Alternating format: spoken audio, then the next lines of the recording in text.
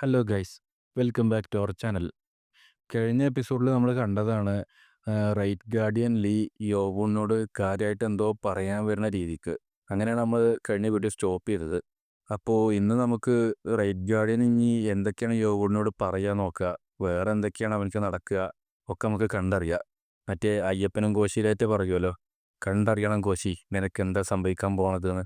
അതുപോലെയാണ് കണ്ടറിയണം യോവൂണിന് ഇനി എന്താ നടക്കാൻ പോകുക എന്നുള്ളത്. പിന്നെ വീഡിയോയിലോട്ട് പോകുന്നതിന് മുന്നേ വേറൊരു കാര്യം, നമ്മളെ വീഡിയോ കാണുന്ന എല്ലാവരും ഒന്ന് സബ്സ്ക്രൈബ് ചെയ്യണം കേട്ടോ. അപ്പോൾ എല്ലാവരും ഒന്ന് സബ്സ്ക്രൈബ് ചെയ്യും, എന്നാലുള്ള നമുക്കൊരു പവറൊക്കെ കിട്ടുക. പിന്നെ എല്ലാവരും ഇപ്പം തന്നെ ലൈക്ക് ചെയ്തോ. അവസാനത്തൊക്കെ ലൈക്ക് ചെയ്യാൻ വിചാരിച്ചു കഴിഞ്ഞാൽ ചിലപ്പോൾ മറക്കും. അപ്പോൾ ആദ്യം തന്നെ ലൈക്ക് ചെയ്ത് വെച്ചോ. പിന്നെ വേറൊരു കാര്യം, ഇന്നത്തെ നമ്മളെ തംസപ്പ് റൈഹാൻ ബ്രോക്കാണ്. റൈഹാൻ ബ്രോ ഓക്കെ അല്ലേ? അപ്പം നമുക്ക് നേരെ വീഡിയോയിലോട്ട് കിടക്കാം. നമ്മൾ സംസാരിക്കണത് പുറത്തുനിന്നുള്ള ആരും കേൾക്കാതിരിക്കാൻ വേണ്ടി ഞാൻ എൻ്റെ റോ എനർജി യൂസ് ചെയ്തിട്ടുണ്ട്. നമ്മൾ ഈ സംസാരിക്കാൻ പോണത് വേറെ ആരും അറിയുന്നത് എനിക്ക് താല്പര്യമില്ല. യോവൂൺ, യെസ് സാർ, നീ വളർന്നു വരുമ്പോൾ ഭയങ്കര ഗ്രേറ്റായി മാറുമെന്നൊക്കെ എനിക്ക് ഉറപ്പായിരുന്നു. പക്ഷേ ഇവിടെയാണെങ്കിൽ നീ ചില ഡിംവിറ്റുകൾ മാത്രം ചെയ്യണ സ്റ്റണ്ടാണ് കാണിച്ചു വെച്ചത്. നിൻ്റെ കാര്യത്തിൽ ഞാൻ ഭയങ്കരമായിട്ട് ഡിസപ്പോയിൻ്റ് ആയി. I am sorry sir. നിൻ്റെ സോറി ഒന്നും എനിക്ക് വേണ്ട. നീ പറഞ്ഞു വരുന്നത് ഇത്രയും ബെസ്റ്റായിട്ട് മാത്രമേ നിനക്ക് ചെയ്യാൻ പറ്റുള്ളൂ എന്നാണോ? നീ ഒരു കുഴപ്പമുണ്ടാക്കിയിട്ടുണ്ടെങ്കിൽ അതെങ്ങനെയാണ് ക്ലീൻ ചെയ്യേണ്ടതെന്ന് നിനക്കറിയണമായിരുന്നു. എന്ത്? ജോങ്സോമിന് മൈക്രോടോക്സിൻ യൂസ് ചെയ്യാൻ അറിയാവുന്നതുകൊണ്ട് നീ വിചാരിച്ചു നിന്റെ അമ്മയുടെ മരണത്തിൽ അവനക്ക് എന്തെങ്കിലും പങ്കുണ്ടാവുന്നത്. അതുകൊണ്ട് തന്നെ നീ അവൻ്റെ ലോവർ അബ്ഡോമൻ ഡിസ്ട്രോയ് ചെയ്ത് റിവെഞ്ച് എടുത്തു. പക്ഷേ നീയാണെങ്കിൽ അവനെ കൊല്ലാതെ നേരെ ഇൻഫർമറിയിലേക്ക് എത്തിച്ചു, ഇവിടുന്ന് പുറത്താകുമെന്നുള്ള പേടിയും കൊണ്ട്. നീ എന്തെങ്കിലും കാര്യം ചെയ്യണ്ടെങ്കിൽ അത് മര്യാദക്ക് ചെയ്യണമായിരുന്നു. ഇപ്പോൾ നീയാണെങ്കിൽ അവനെ വെറുതെ വിട്ടു. പക്ഷേ അതുകൊണ്ടുണ്ടാവണ ആഫ്റ്റർ എഫക്റ്റ് മൊത്തം നീ തന്നെ അനുഭവിക്കേണ്ടി വരും. നിനക്കെന്താ പറ്റിയേ? നിനക്കറിയണോ ഡിംവിറ്റുകൾ അവരുടെ പ്രശ്നങ്ങളൊന്നും മര്യാദക്ക് ക്ലീൻ ചെയ്തിട്ടില്ലെങ്കിൽ എന്താ സംഭവിക്കുകയെന്ന്? അവരുടെ അവസാനം മരണമായിരിക്കും. ഇപ്പം നീയാണെങ്കിൽ നിന്റെ സ്വന്തം കുഴിമാടം തോണ്ടുക ചെയ്ത്. ഈ ലോകത്ത് സർവൈവ് ചെയ്യണമെങ്കിൽ കൂടുതൽ കണ്ണിങ് ആയിരിക്കണം. മറ്റുള്ളവരെക്കാട്ടിലും 1 സ്റ്റെപ്പല്ല, അറ്റ്ലീസ്റ്റ് 3 or 4 സ്റ്റെപ്പ് മുന്നിലായിരിക്കണം നീ. Yes sir. ഞാൻ വിചാരിച്ചത് ഫിസിഷ്യൻ ബേക്ക് കൂടുതൽ കണ്ണിങ് ആയിരിക്കണം എന്ന് പറഞ്ഞതൊക്കെ തെറ്റാവുന്ന. പക്ഷേ ഇപ്പോൾ ഇത് ഡെപ്യൂട്ടിയുടെ അടുത്തുനിന്നും പാടെ കേട്ടപ്പോൾ എനിക്ക് ശരിക്കും റിയൽ ലൈഫ് എക്സ്പീരിയൻസ് ഭയങ്കരമായിട്ട് കുറവാണെന്ന് മനസ്സിലാക്കാൻ പറ്റി. നീ എന്തിനാണ് ഈ അക്കാഡമിയിൽ ചേർന്നത്? എനിക്ക് എല്ലാവരെയും കാട്ടിലും സ്ട്രോങ്ങർ ആവാൻ വേണ്ടിയിട്ടാണ് സാർ. ഈ ദേഷ്യവും വെറുപ്പൊക്കെയാണോ എൻ്റെ സ്ട്രെങ്ത്തിനുള്ള ഫ്യൂവല്? ആദ്യത്തെ കാര്യം, നീ മൈനർ പ്രീസ്റ്റ്ഹുഡിനുള്ള ഒരു കാൻഡിഡേറ്റ് ആണ്. അത്തരമൊരു വലിയ പൊസിഷനിലേക്ക് മത്സരിക്കണ കാൻഡിഡേറ്റ് എന്ന നിലക്ക് ഈ വെറുപ്പും ദേഷ്യമൊക്കെ നിന്നെ കൺട്രോൾ ചെയ്യണത് നിനക്ക് ഓക്കെ ആണോ? നിന്റെ ഈ ഇമോഷൻസൊക്കെ വെറും ഒരു ബ്രാഞ്ചിനെ മാത്രമല്ല കത്തിക്കുക, ഒരു എൻ്റയർ ഫോറസ്റ്റിനെ തന്നെ കത്തിക്കും. അവസാനം നീ തന്നെ ആ തീയിൽ കിടന്ന് കത്താൻ നിൽക്കും, എന്നിട്ട് ചാരമായി മാറും. നിനക്ക് മനസ്സിലാവുണ്ടോ ഞാൻ പറയണതൊക്കെ എന്താണ്? ഉണ്ട് സാർ. ജോ ബ്രാറ്റ്, ഞാൻ പറയുന്നതൊന്നും നിനക്ക് മനസ്സിലാവണില്ല. നിന്റെ പേരിൻ്റെ ഒപ്പമാണെങ്കിൽ നിനക്ക് ഒന്നുമില്ല, എന്നിട്ടും നീ ഇവിടെ കിടന്ന് ആകെ ഓടി മറിഞ്ഞ് എല്ലാവർക്കും ഇഞ്ചുറി പറ്റിച്ചുകൊണ്ട് നിൽക്കുക.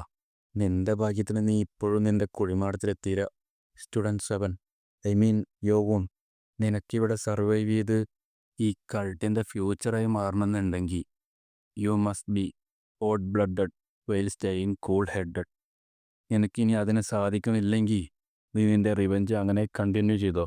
പക്ഷേ നീ പോലും അറിയുന്ന മുന്നേ തന്നെ നീ ക്രഷായി പോയിട്ടുണ്ടാവും. അദ്ദേഹം പറഞ്ഞതൊക്കെ ശരിയാണല്ലോ. ഞാൻ എൻ്റെ റിവെഞ്ചിൻ്റെ പിന്നാലെ കുറേ നടന്നു. ഇതൊക്കെ ഞാൻ ചെയ്തത് എൻ്റെ അമ്മയുടെ മരണത്തിന് കാരണമായ ഈ 6 സെക്റ്റുകാരെ ഇല്ലാതാക്കാൻ വേണ്ടിയിട്ടാണ്. പക്ഷെ ഞാനത് ചെയ്തു കഴിഞ്ഞാൽ അതിനുശേഷം പിന്നെ എന്താ?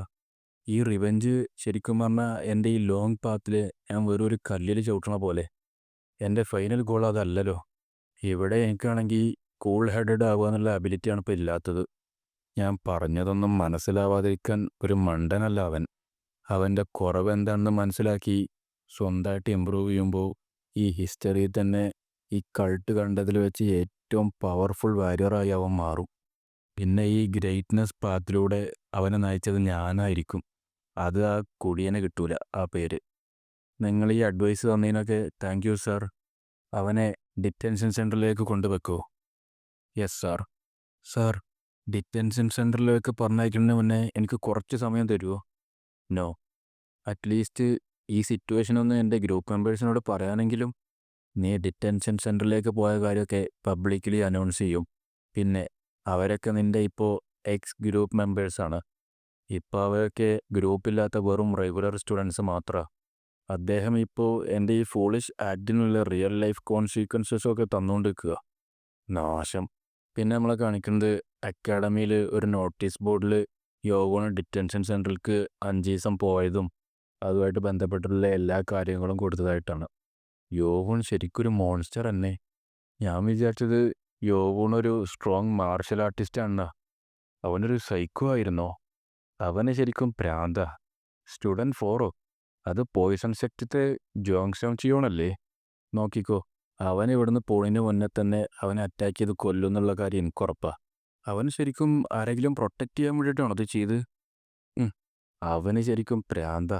എങ്ങനെ അവനെ ലോവർ അബ്ഡോമൻ നശിപ്പിക്കുക എന്നുള്ള ഐഡിയ കിട്ടുന്നാവോ?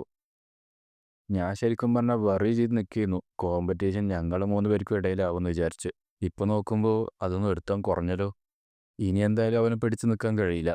ശരിക്കും പറഞ്ഞാൽ യോവൂണ് ഈ ഡിറ്റൻഷൻ സെൻറ്ററിലേക്ക് പോയത് 3 പേർക്ക് ആശ്വാസമായി. ഒന്ന് സൈബർ സെക്ടത്തെ യങ് മാസ്റ്ററായ യു ചാൻ ചിയോണിന്, 2 സ്വാഡ് സെക്ടത്തെ യങ് മാസ്റ്ററായ ഗ്യോങ് യോങ് ചിയോണിന്, 3 ഷാഡോ സെക്ടത്തെ യങ് മാസ്റ്ററായ മൊയോൺ ചിയോണിനും. കാരണം കുറച്ചുകൂടി കഴിഞ്ഞാൽ യോവൂണിനെ പിടിച്ചാൽ കിട്ടില്ല എന്ന് ഇവർക്കൊക്കെ അറിയാം. പിന്നെ നമ്മളെ കാണിക്കുന്നത് യോവൂണിൻ്റെ ഗ്രൂപ്പ് മെമ്പേഴ്സൊക്കെ മീറ്റിംഗ് കൂടി നിൽക്കുന്നതാ. ഇതൊക്കെ കണ്ട് എല്ലാവരും ഞെട്ടി നിൽക്കുകയെന്നാണ് തോന്നുന്നത്. പക്ഷേ ഇവിടെ ഇതിനേക്കാളൊക്കെ വലിയ പ്രോബ്ലം ഉണ്ട് ഇപ്പോൾ.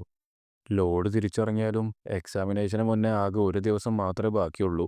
അപ്പോഴത്തേനും ഏതെങ്കിലും യെല്ലോ ബാഡ്ജസ് ബാക്കിയുണ്ടാവൂ. യെല്ലോ ബാഡ്ജ് പ്രൊഫസർമാരുടെ കയ്യിൽ നിന്ന് എടുക്കുന്നതിന് പകരം ഏതെങ്കിലും ഗ്രൂപ്പിൽ നിന്ന് തട്ടിയെടുക്കേണ്ടി വരും. പിന്നെ നമ്മളെ കാണിക്കുന്നത് ആ മീറ്റിംഗ് നടക്കുന്ന സ്ഥലത്തേക്ക് ബേഗി വരുന്നതാ. നെക്സ്റ്റ് ഡേ 10 മണി. യോവൂണാണെങ്കിൽ ഡിറ്റൻഷൻ സെൻറ്ററിലിരുന്ന് ഭയങ്കരമായിട്ട് പ്രാക്ടീസ് ചെയ്തുകൊണ്ടിരിക്കുക. അവനിപ്പോൾ സ്ട്രോങ് ആവണം എന്നുള്ള ഒറ്റ ചിന്ത മാത്രമേ ഉള്ളൂ. ഞാനോ സിമുലേഷൻ നിർത്തിക്കോ, എനിക്ക് വിശന്നിട്ട് വയ്യ. എനിക്ക് വിശ്വസിക്കാനേ പറ്റുന്നില്ല അടുത്ത 3 ദിവസത്തിന് ഈ ഉണങ്ങിയ സാധനം കഴിച്ചുകൊണ്ടിരിക്കണം എന്നുള്ള കാര്യം ആലോചിക്കുമ്പോൾ. ഇവിടെ ആണെങ്കിൽ ഹ്യൂമിഡിറ്റി ഭയങ്കരമായിട്ട് കൂടുതലാണ്. സാധാരണത്തിലേറെ ഞാൻ വേർത്തുകൊണ്ടിരിക്കുക. ഇത് മറ്റേതെങ്കിലും സ്റ്റുഡൻസ് ആയിരുന്നെങ്കിൽ എനിക്ക് തോന്നുന്നില്ല അവർ 1 ദിവസം പോലും പിടിച്ചു നിൽക്കുന്നുള്ള കാര്യം.